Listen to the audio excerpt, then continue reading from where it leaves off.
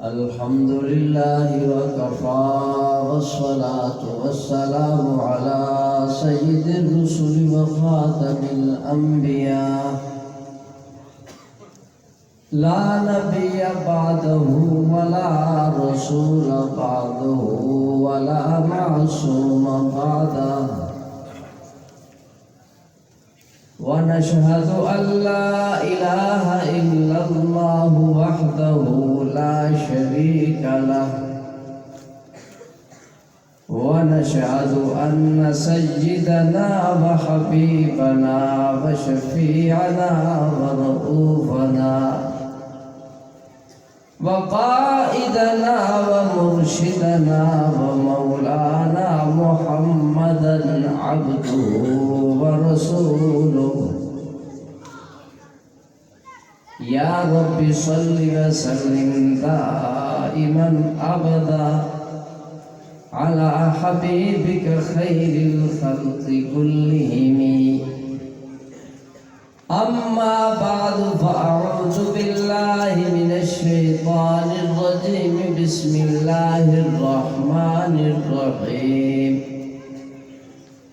اليوم أكملت لكم دينكم وأتممت عليكم نعمتي ورضيت لكم الإسلام دينا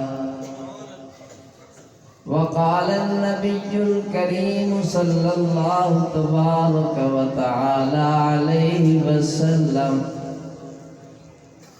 أنا حظكم من الأنبياء وأنتم حظي من الأمم أو كما قال رسول الله صلى الله تبارك وتعالى عليه وسلم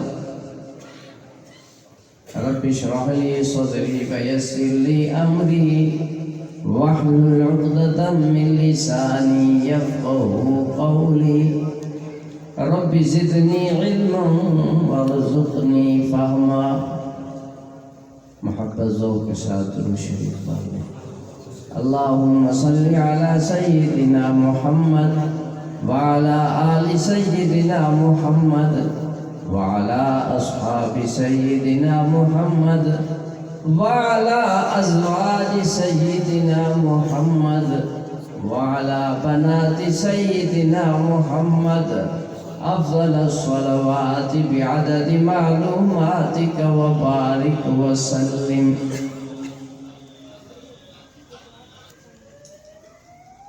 پڑھ کر درود نطق بھی سرشار کیوں نہ ہو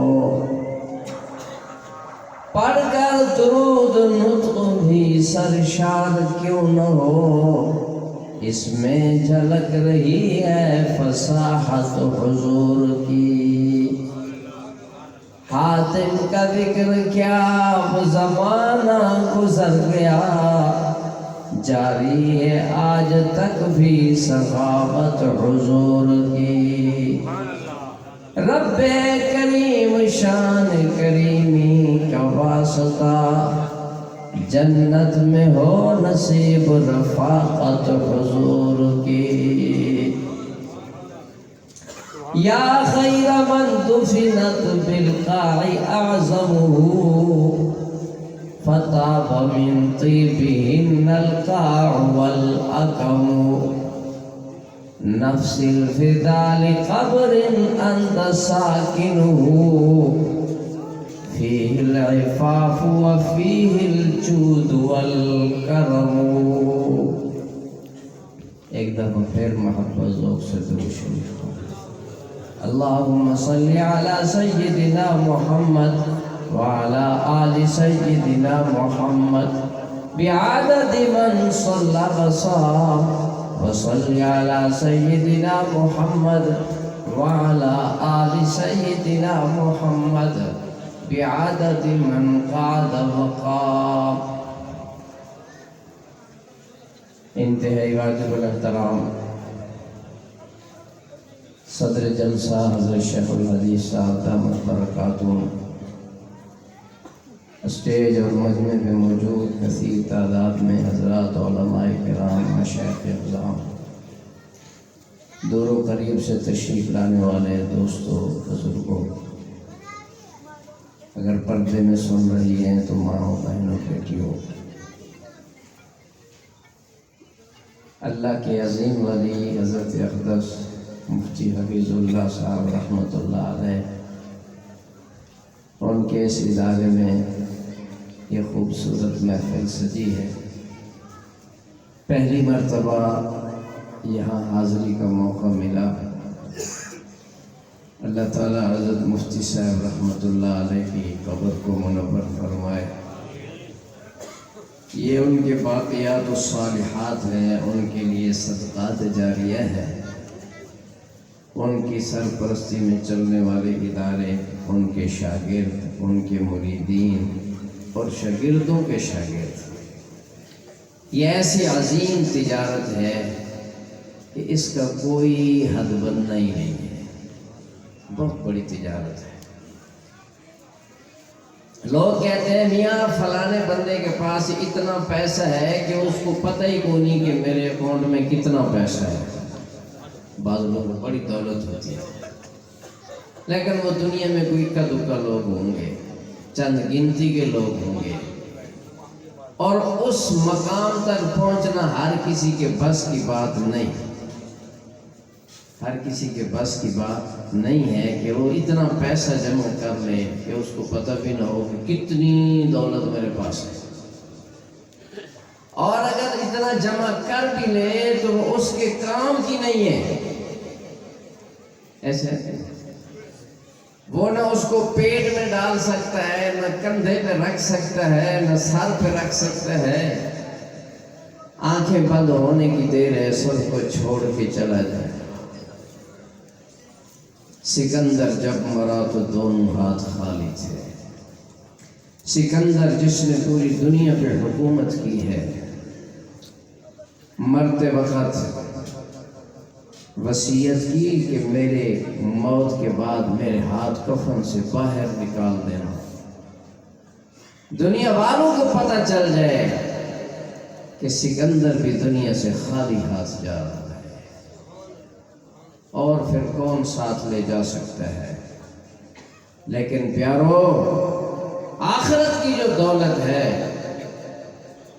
اپنے اکاؤنٹ میں اتنی زیادہ جمع کر لینا کہ ہمیں پتہ بھی نہ ہو، ہمارے ہاتھ حساب سے زیادہ ہو، یہ ہر کسی کے بس میں ہے، ہر کسی کے اختیار میں بھی ہے، اور کام آنے والی چیز بھی ہے۔ علم کا راستہ وہ عظیم تجارت ہے۔ آپ اندازہ لگے حضرات صحابہ کرام علیہم الرضوان کون رضی اللہ تعالی عنہ، امت کے اولین استاد ہیں، ان کے سرخیل سیدنا ابو بکر ہیں، جنہوں نے سب سے پہلے کلمہ پڑھا۔ اللہ پاک نے اپنی توحید کا جو پودا اپنی مخلوق میں بھیجا، اس پودے کے لیے صدیق اکبر نے پہلا گملہ پیش کیا۔ کلمے کا پہلا پودا صدیق اکبر کے سینے میں لگا ہے۔ قیامت تک آنے والا کلمہ پڑھنے والے کا اجر و ثواب صدیق اکبر کو ملتا رہے، کیونکہ وہ بنیاد بنے ہیں۔ قیامت تک نماز پڑھنے والے کا ثواب صحابہ کرام کو ملے گا، عبادت کا، تلاوت کا۔ آج یہ جو کچھ ہو رہا ہے، صحابہ بنیاد ہیں، وہ پہلے استاد ہیں، اس لیے یہ سب ثواب ان کو بھی جا رہا ہے، انہیں پتہ بھی کونی کہاں کہاں سے آ رہا ہے۔ اس لیے یہ سالانہ جلسہ، عظیم الشان محفل، اللہ تعالیٰ مولانا عبد الرؤف صاحب کی عمر میں، صحت میں، فیوزات میں برکتیں عطا فرمائے، جنہوں نے اپنے ابا کی باقیات کو نہ یہ کہ جاری رکھا ہے کہ بلکہ اس میں مزید نکھار پیدا کر رہے ہیں۔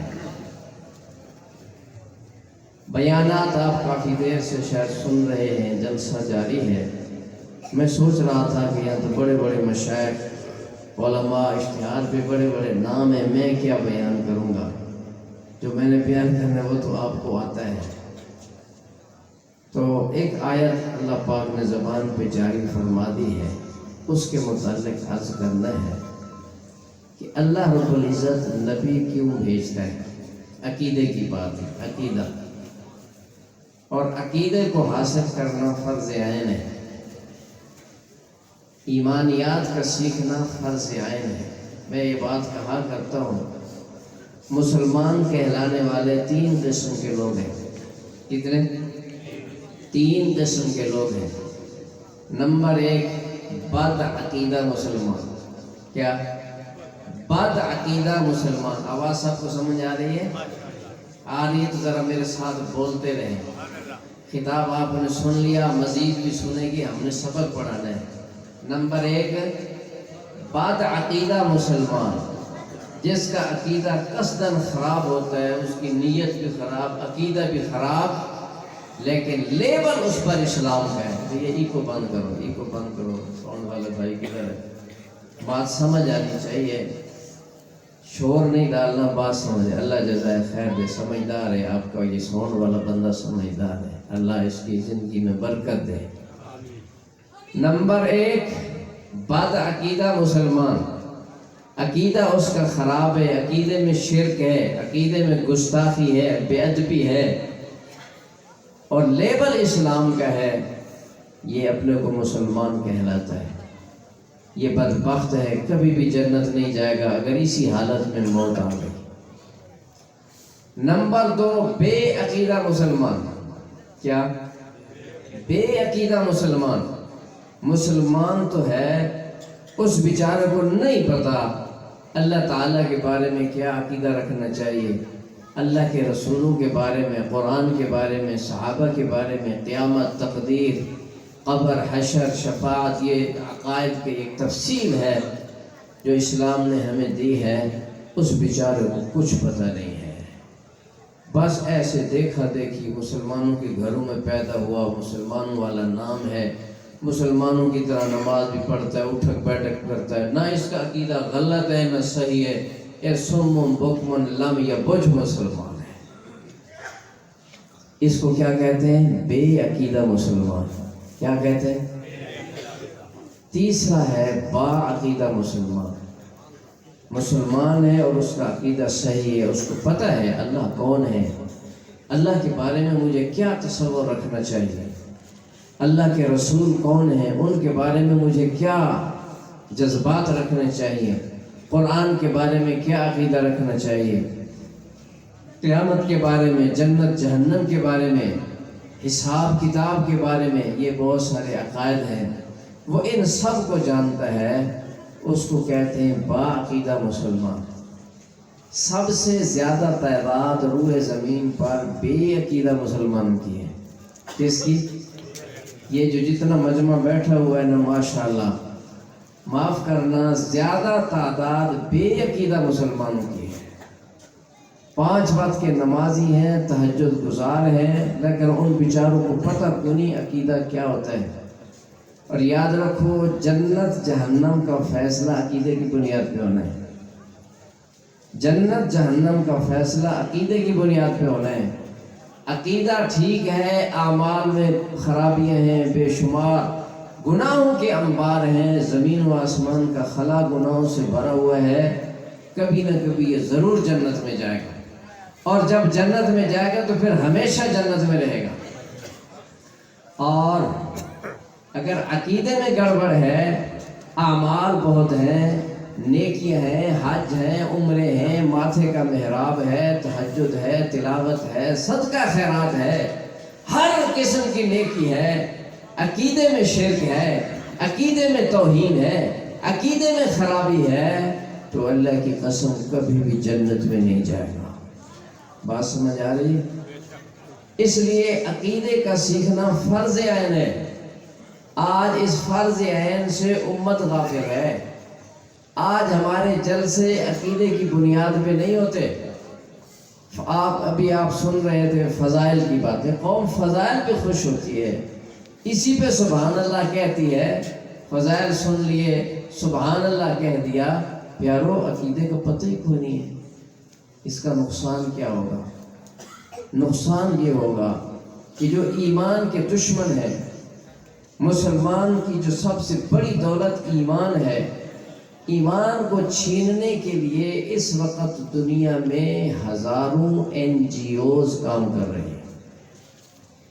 ان کا طریقہ واردات یہ ہے کہ شکوک و شبہات پیدا کرو، مسلمان بیچارہ غافل ہے، لا علم ہے، اس بیچارے کو کچھ پتہ نہیں ہے، کوئی سا بھی شک ڈال دو اس ایمان چھین لو۔ اب وہ ایک بھوک لگا دیتا ہے اور تیرا ایمان چھین لیتا ہے، تجھے پتہ ہی کوئی نہیں ہے کہ میں کافر ہو چکا ہوں، تو نمازیں پڑھ رہا ہے، سجدے کر رہا ہے، مرے گا تو جنازہ بھی ہوگا، فاتحہ درود بھی ہوگی، قیامت کے دن کافروں کے صف میں کھڑا ہوگا۔ کیونکہ ایمان یقین کا نام ہے، ایمان شک کا نام نہیں ہے۔ حضرت اکاڑوی رحمۃ اللہ علیہ مثال دیا کرتے تھے کہ شیطان اپنے چیلوں کو کہا کرتا ہے کہ یہ جو علماء ہوتے ہیں نا، ان سے ذرا ڈر کے رہنا، یہ بڑے خطرناک ہیں، یہ میرے اصل دشمن یہ ہیں۔ شیطان کے چیلوں نے اور میاں اللہ کے مدد پس چکا لیا، بہت سارا ڈھیر لاکھ چکا کیا کرے سے ترکڑی پات تولی کتی بڑھنے اللہ تعالیٰ خیر دے۔ بیٹھ گال سنو، بیٹھ کے بات سنو بھائی، آپ کو بھی عقیدہ کی ضرورت ہے، آپ کو بھی ایمان کی ضرورت ہے۔ میں تو تنگ آ گیا، وہ کب سے بیچارہ پھنسا ہوا ہے، پتہ نہیں ڈیوٹی پہ ہوگا، میں نہیں جانتا، بھائی ہے ہمارا، دوست ہے، بچہ ہے، تو بیٹھے بیٹھ کے بات سنو، آپ کو بھی تو ایمان کی ضرورت ہے۔ یہ تصویریں کس کام آئے گی؟ نہ خسرت دنیا والآخرہ، نہ دنیا میں کام آئے گی نہ آخرت میں۔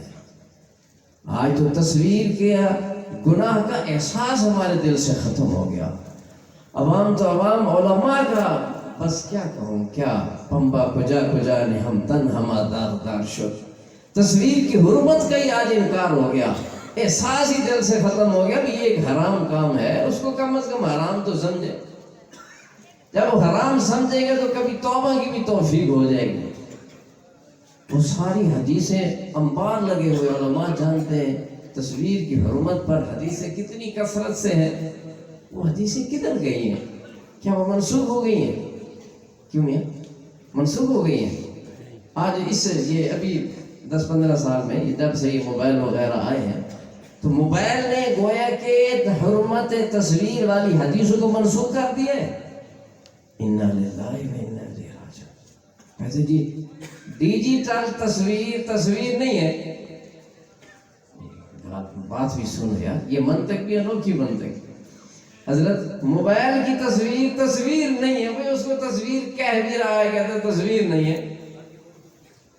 اب تو ذہن میں آیا کہ جی موبائل کی تصویر نہیں ہے، بھئی اس کو کہہ تو تصویر ہی رہے ہو، جیسے کو یہ انسان نہیں ہے تو اس کو انسان کہہ بھی رہا ہے، اس کی انسانیت کی نفی بھی کر رہا ہے۔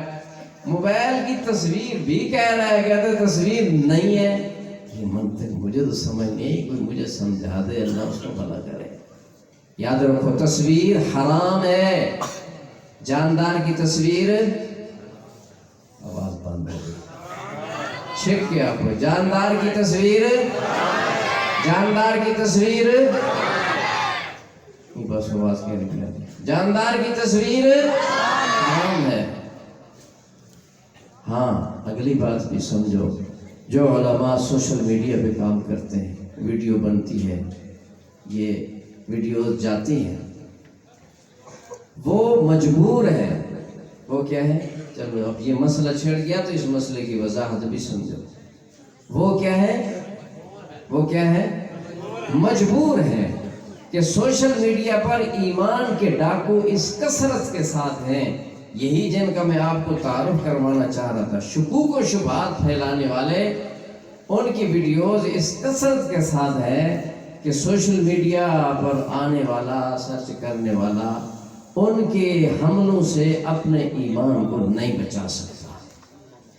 وہ علماء جو اس میدان پہ کام کر رہے ہیں، وہ اپنی گویا کہ اپنے تقوی طہارت والے اس معیار سے نیچے اتر کر سوشل میڈیا میں داخل ہوئے ہیں تاکہ کچھ لوگوں کا تو ہم ایمان بچا لیں۔ اس کی مثال سمجھو، کپڑے پاک رکھنا ضروری ہے کہ نہیں؟ گٹر میں کوئی چھلانگ لگائے گا؟ کوئی ہے تیار تو ہاتھ کھڑا کرے۔ گندے پانی میں چھلانگ لگائے گا؟ لیکن کوئی بندہ گٹر میں گندے پانی میں غوطہ کھا رہا ہو، ڈبکی کھا رہا ہو، مر رہا ہو، تو اس کی جان بچانے کے لیے چھلانگ لگاؤ گے کہ نہیں؟ اپنے کپڑے کی طہارت، اپنے بدن کی طہارت، اپنی دستار کی طہارت، اپنے سٹیٹس کی طہارت، ہاں ساری طہارتیں پیچھے کر کے اس کی جان بچانے کے لیے گٹر میں چھلانگ لگاؤ گے کہ اس کی جان بچ جائے، کپڑے میں پھر دھو لوں گا۔ پیارو، یہ سوشل میڈیا ایک گٹر ہے، اس میں لوگوں کا ایمان تباہ ہو رہا ہے، لہذا جو علماء اس میں کام کرتے ہیں وہ گٹر میں چھلانگ لگا کے امت کا ایمان بچانے کے لیے آتے ہیں، ورنہ اس کو جائز مت سمجھنا۔ اور علماء کی ان ویڈیوز کو دیکھ کر دلیل بنا کر اپنی شادیوں کی، اپنے پروگراموں کی ویڈیوز اور سیلفیاں، آج فلاں جگہ پتھر پہ کھڑا ہے، کوئی دریا پہ کھڑا ہے، کوئی درخت کو لٹکا ہوئے، سیلفیاں، اس کی قطعاً اجازت نہیں، یہ حرام ہے۔ کیا ہے؟ کیا ہے؟ حرام گوشت کھا لیں گے، پھر اس کو کیوں کھاتے ہیں؟ آج توبہ کرو، تصویر نہیں بنانی، پکی توبہ کرو، تصویر نہیں بنانی، حرام ہے۔ فرمایا قیامت کے دن اشد الناس عذابا، سب سے زیادہ جو عذاب ملے گا تصویر بنانے والے کو ملے گا۔ ہاں، اس دن وہ عذاب ہم کیسے برداشت کریں گے؟ یہ تصویریں ہمیں عذاب سے نجات دے دیں گی؟ اور تہیا کرو، شوقیہ تصویر نہ بنوانی ہے نہ کسی کی بنانی ہے۔ آج کرتے ہو کہ نہیں؟ مبارک جگہ، مبارک پروگرام، ان مشائخ کی موجودگی میں ہاتھ کھڑا کر کے آج اللہ سے وعدہ کرو کہ شوقیہ تصویر نہ اپنی بنوانی ہے نہ کسی کی بنانی ہے۔ کون کون کا ارادہ کرتے ہیں؟ ماشاءاللہ ماشاءاللہ، بس میری حاضری قبول ہو گئی۔ جنہوں نے ہاتھ کھڑا کیا، کچھ لوگوں نے نہیں بھی کیا، کچھ لوگوں نے نہیں بھی کیا۔ حضرت توسی صاحب رحمۃ اللہ علیہ فرمایا کرتے تھے، وہ کہ پوچھو میاں نماز پڑھ دیں، ایسے ایمان نہ گالو، کوڑ نہ مارو، نماز کیسے پڑھ دیں؟ وہ میاں تیرا ایمان کی تھوڑی ہے؟ تو کچھ لوگوں نے ہاتھ نہیں اٹھایا کہ اللہ کے ساتھ دھوکہ نہ ہو جائے۔ اللہ سب کو سمجھ عطا فرمائے۔ مسئلہ سمجھنے کی کوشش کریں، خطیب نہیں ہوں، میاں مدرس آدمی ہوں، آپ کو ایمان کی بات سمجھا رہا ہوں۔ صلی اللہ علیہ نبی الامی کی بات کیا چل رہی تھی؟ جو خالی ذہن، ہاں بے دین لوگ، این جی اوز ہزاروں کی تعداد میں پاکستان، بیرون پاکستان موجود ہیں، ان کا کام شکوک و شبہات پھیلا کے سادہ لوگ مسلمان، وہ بے عقیدہ مسلمان جن بیچاروں کو کچھ پتہ نہیں ہے، ان کا ایمان چھین لینا۔ ایک بات کریں گے، شک ڈالیں گے، سننے والا دنگ رہ جائے گا، حیران ہو جائے گا، ہے یہ کیا ہوا؟ اور اس میں اتنی ہمت نہیں ہے، جو شک پیدا ہوا کسی عالم کے پاس جا کر اپنا علاج کروا لے، اس شک کو دور کر لے۔ اور یاد رکھو، شک کی حالت میں اگر موت آئی تو وہ کفر کی موت ہوگی۔ شک کی حالت کی موت کفر کی موت ہوگی۔ ہاں، یہ نمازیں کسی کام نہیں آئے گی، یہ جنازے مسلمانوں کے، اور کوئی فلانا بزرگ میرا جنازہ پڑھائے گا، جو مرضی پڑھا دے۔ اللہ کے نبی نے منافقہ عبداللہ بن ابی کے وہ سردار کا جنازہ پڑھا دیا، تو وہ کام آ گیا اس کو؟ کیوں میاں؟ کام آ گیا؟ اس پر بھی تو لیبل اسلام کا تھا، آقا کے پیچھے نمازیں پڑھتا تھا، حضور کا شاگرد تھا، صبح شام زیارت کرتا تھا، آقا کے جنازے نے اسے فائدہ نہیں پہنچایا۔ سارے اعمال اس کے ٹھیک ہیں، نماز بھی ہے، روزہ بھی ہے، حج بھی ہے، عمرے بھی ہے، ماتھے کا محراب بھی ہے، اور انفاق بھی، جو بھی تھا سارے کام کر رہا ہے، لیکن عقیدے میں گڑبڑ ہے، کبھی جنت نہیں جائے گا۔ اگر وہ نہیں جائے گا تو ہماری بھی اللہ کے ساتھ رشتہ داری ہے۔ اس لیے پیارو، اپنے عقیدے کی فکر کرو۔ نماز سیکھنے کا ذوق ہے، چلو نماز سیکھ لیں، عقیدہ سیکھنے کا ماحول ہی ختم ہو گیا۔ اب وہ کس طرح شکوک و شبہات پھیلاتے ہیں؟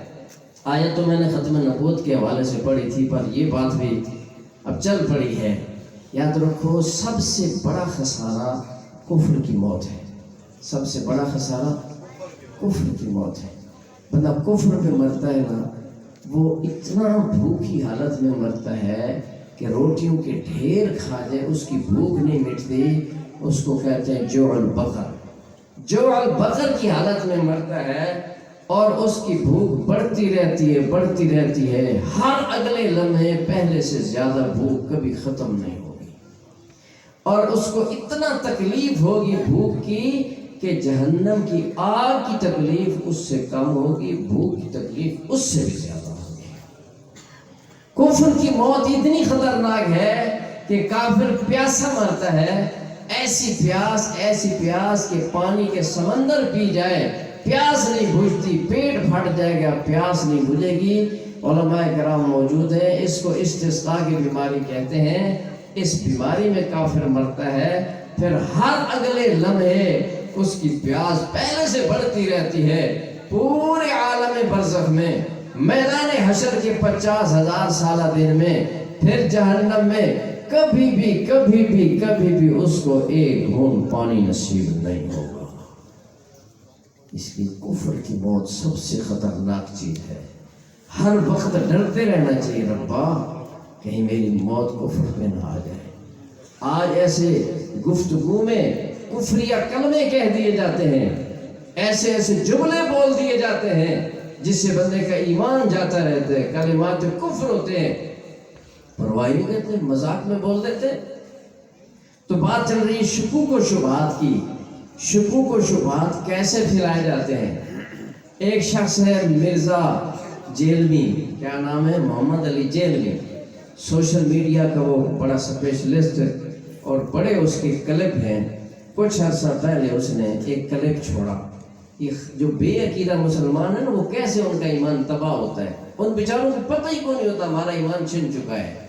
اس بدبخت نے کلپ یہ چھوڑا کہ بخاری شریف کا انتخاب 10 لاکھ حدیثوں سے ہوا ہے۔ کتنا؟ حضور صلی اللہ مرکز خانقاہ ہے، حضرت مفتی صاحب کی محبت سے کہو صلی اللہ۔ میں آج سوچ رہا تھا کہ مجھے دروشی پڑھوانا نہیں پڑے گا، مجمع خود پڑھے گا، لیکن لگتا ہے سبق بھول گیا ہے پچھلے سال والا، صلی اللہ علیہ وسلم، کہ حضور اکبر صلی اللہ علیہ وسلم کی حیات طیبہ میں 10 لاکھ حدیثیں ٹوٹل ہی نہیں تھیں، بلکہ اس بدبخت نے کہا حضور صلی اللہ علیہ وسلم کی 23 سالہ زندگی کے گھنٹے منٹ شمار کرو اور ایک حدیث ہر منٹ میں آپ ارشاد فرمائیں، تب بھی 10 لاکھ حدیثیں نہیں بنتی۔ بات سمجھ آ رہی ہے؟ جب آقا کے زمانے میں 10 لاکھ حدیثیں نہیں تھیں تو بخاری میں 10 لاکھ حدیثیں کہاں سے آ گئیں؟ وار کر دیا کہ نہیں؟ حدیث کا اعتماد ختم کر دیا کہ نہیں؟ جس نے اس کے کلپ کو سنا اور یہ بات سن کر اس کے دل میں یہ بات آ گئی کہ یہ حدیثیں گھڑی ہوئی ہیں، آقا کے زمانے میں یہ حدیثیں نہیں تھی، بعد میں گھڑی گئی ہیں، جس کے دل میں یہ بات آ گئی اس کا ایمان ختم ہو گیا۔ اس ایک کلپ کے ذریعے سے اس بدبخت نے لاکھوں مسلمانوں کا ایمان چھین لیا کہ نہیں چھین لیا؟ کیوں میاں بولو یار، چھین لیا کہ نہیں چھین لیا؟ مگر اس کلپ سے عالم کا ایمان وہ نہیں چھین سکا، ان لوگوں کا ایمان چھینا ہے جو خالی الذہن ہے، جنہوں نے عقیدہ سیکھا ہی نہیں ہے۔ تو پتہ چلا کہ عقیدے کا سیکھنا کتنا ضروری ہے، اس کا جواب بھی بتاتا جاؤں تاکہ آپ کا ایمان تو بچ جائے کہ یہ 10 لاکھ حدیثیں بنی کیسے ہیں۔ یہ ہم بھی مانتے ہیں کہ حضور کے زمانے میں 10 لاکھ حدیثیں نہیں تھی، یہ 10 لاکھ کیسے بنی ہیں؟ آپ کو جواب معلوم ہو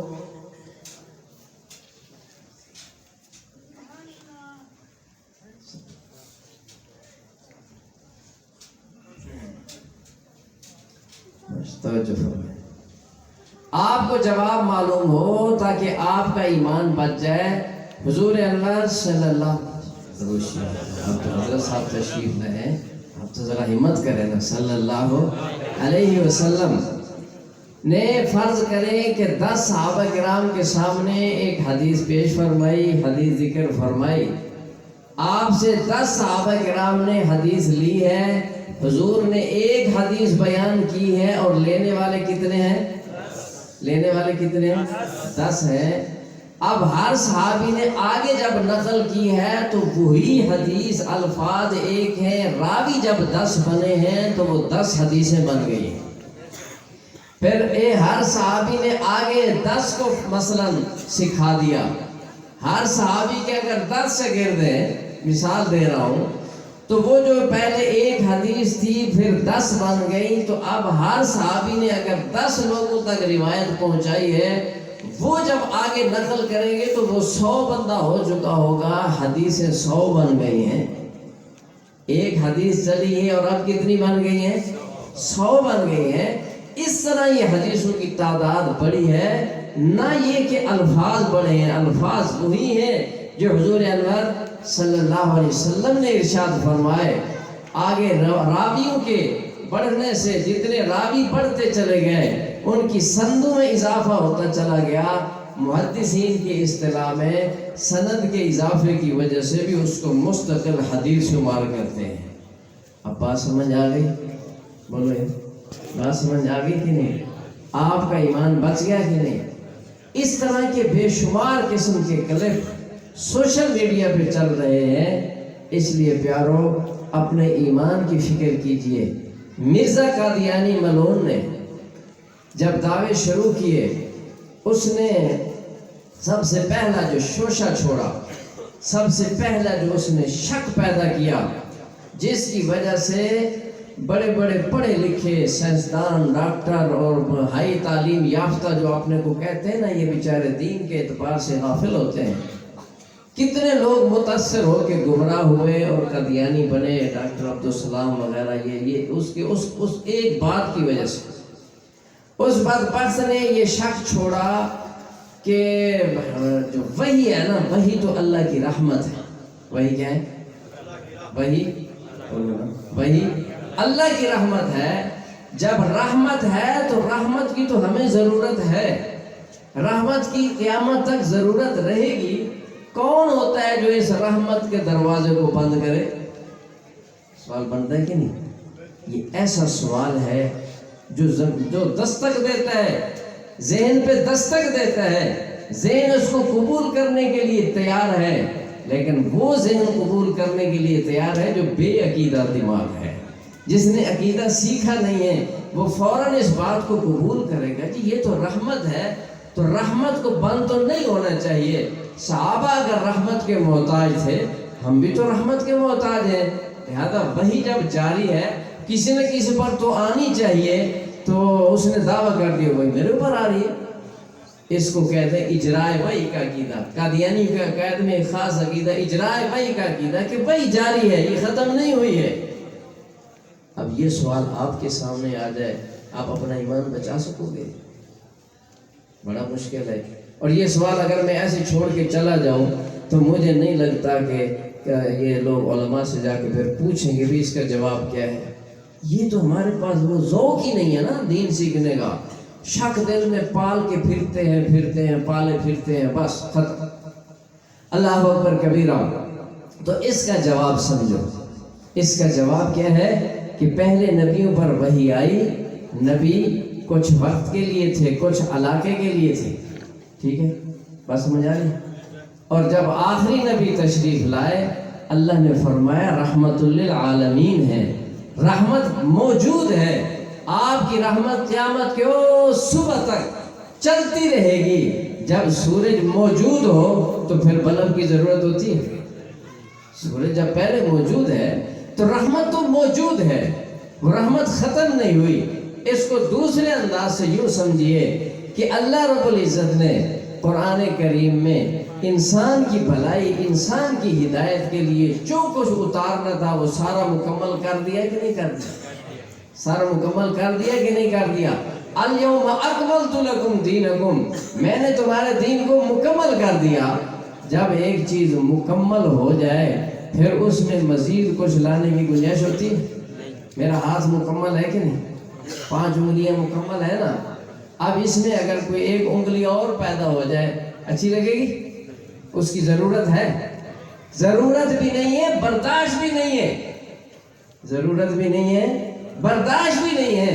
جب اللہ نے کہہ دیا کہ میں نے جو کچھ انسانیت کی بھلائی کے لیے دینا تھا وہ سارا دے دیا ہے، جب دے دیا ہے تو اب نہ کسی نبی کی ضرورت ہے نہ وحی کی ضرورت ہے۔ بات سمجھ آ رہی ہے کہ نہیں؟ پچھلے دنوں ختم ہو گیا، کتنے منٹ پہ شروع ہوئے تھے مجھے یہ بھی نہیں پتا، 5 منٹ رہتے ہیں۔ توجہ کیجئے، یہ آخری مثال، آپ کو شک شبہ کی بات کر رہا ہوں۔ پروفیسر صاحب ایک ملے چائے پر، انہیں دعوت دی، ایسے باتوں میں بات چل پڑی کہ وہ فلانا جوادی صاحب ہے، وہ زبردست عالم ہے، فلاں ہے فلاں ہے۔ انہوں نے عجیب بات کی، یہ وقت کا پروفیسر، 5 وقت کا نمازی اور دین سے تعلق رکھنے والا، عربی کا بھی بڑا ماہر ہے اور بڑا 5 وقت کا نمازی ہے۔ وہ کہہ رہا ہے کہ انہوں نے بڑی عجیب بات فرمائی ہے جی۔ میں نے کہا بھی کیا فرمایا؟ انہوں نے ایک سوال چھوڑا ہے کہ قرآن افضل ہے یا نبی افضل ہے؟ دیکھو، جس نے شک پیدا کرنا ہے نا، اس کو کسی علم کی ضرورت نہیں ہوتی۔ کتے کو کاٹنے کے لیے تو کسی ہنر کی ضرورت نہیں، کتے سے کاٹنے سے بچاؤ کے لیے طاقت ہنر کی ضرورت ہے۔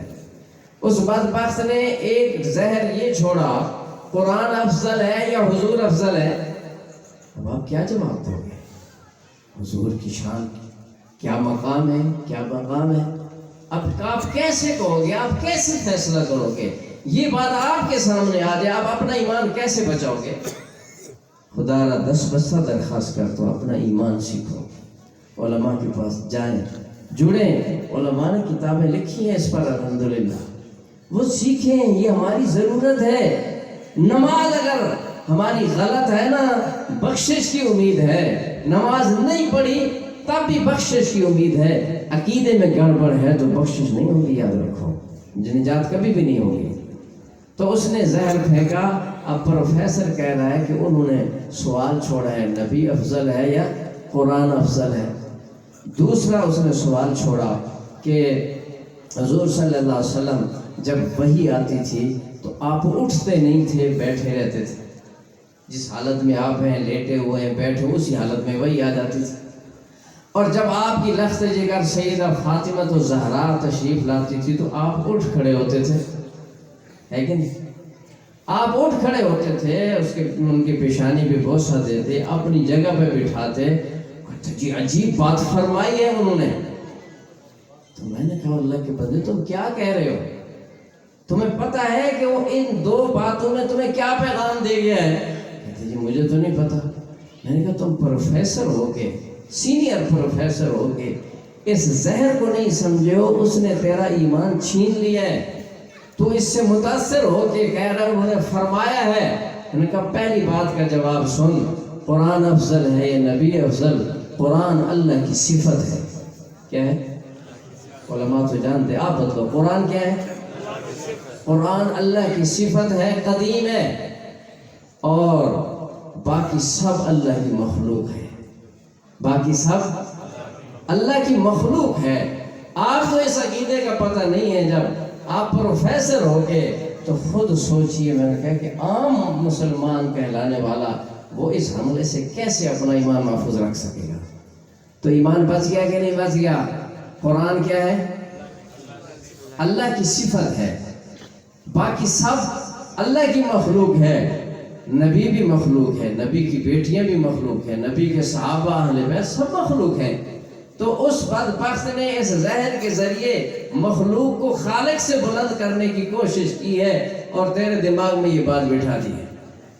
دوسری بات کہ حضور وحی کے لیے تو نہیں اٹھے، بیٹی کے لیے اٹھے ہیں۔ میں نے کہا ابھی یہ افضلیت کا کوئی معیار نہیں ہے۔ میں نے کہا ابھی دیکھو ہم آئے ہیں، آپ کے دوست ہیں، آپ ہمیں اٹھ کر ملے ہیں، اور آپ کے ابو ابھی گھر سے آئے ہیں، آپ بیٹھے رہیں، آپ نہیں اٹھے، تو کیا مطلب آپ کے دل میں آپ کے ابو کی شان کم ہے؟ یہ آپ کا شاگرد بیٹھے، اس کو تو آپ اٹھ کے ملیں، تو شاگرد کی شان زیادہ ہوئی، ابو کی شان کم ہو گئی؟ نہیں جی شان تو میرے ابو کی ہے، میرے نزدیک تو میرا ابو ہے۔ میں نے کہا آپ ابو کے لیے نہیں اٹھے، شاگرد کے لیے اٹھے ہیں، تو کسی کے لیے اٹھ جانا یا کسی کے لیے نہ اٹھنا یہ تو کوئی فضیلت کی بات نہیں ہے. آپس میں طلباء پڑھتے ہیں، جو استاد ان کو پڑھانے والے ہیں تو استاد گزر جاتے ہیں، طالب علم بیٹھے رہتے ہیں، اور اسی طالب علم کو ملنے کے لیے دوسرے مدرسے طالب علم آتا ہے تو یہ بچہ اس کو اٹھ کے ملتا ہے. تو کیا مطلب اس بچے کی شان استاد سے بڑھ گئی ہے؟ یہ تو کوئی دلیل نہیں ہے. میں نے کہا اس بدبخت نے اس کلپ کے ذریعے تیرا ایمان چھین لیا ہے، اس سے توبہ کر. پھر اس کی آنکھیں کھلی ہیں، یہ وہ کیا کہہ گیا ہے. اس نے خالق سے بھی بلند کرنے کی کوشش کی ہے. تو بات تقریباً اختتام کی طرف لے جاتے ہیں. حضرت صاحب بھی تشریف لا چکے ہیں. تو یہی درخواست ہے، خدا را اپنا ایمان سیکھیں، علماء سے جڑیں، علماء کے خلاف باتیں نہ کیا کریں. یہ جو فکرے، یہ جملے، وہ مولوی حلوہ بہت کھاتے ہیں جی، وہ مولوی کھاتے کھاتے مر گئے جی، وہ فلانا یہ ہو گیا فلانا، یہ قادیانیوں کے چھوڑے ہوئے جملے ہیں علماء سے متنفر کرنے کے لیے. ہاں، کبھی آپ نے اس کی کوئی حقیقت ہے؟ کیا اس کی حقیقت ہے؟ علماء سے جتنے بھی باطل فرقے ہیں، وہ ہر باطل فرقے کا سب سے پہلا ٹارگٹ یہ ہوتا ہے کہ علماء کی نفرت دل میں ڈال دو. جب علماء کی نفرت آئے گی پھر اس کا ایمان جو مرضی چھین کے لے جائے، اس کی حفاظت کی کوئی گارنٹی نہیں ہے. اللہ پاک عمل کی توفیق عطا فرمائے، سب کے ایمان کی حفاظت.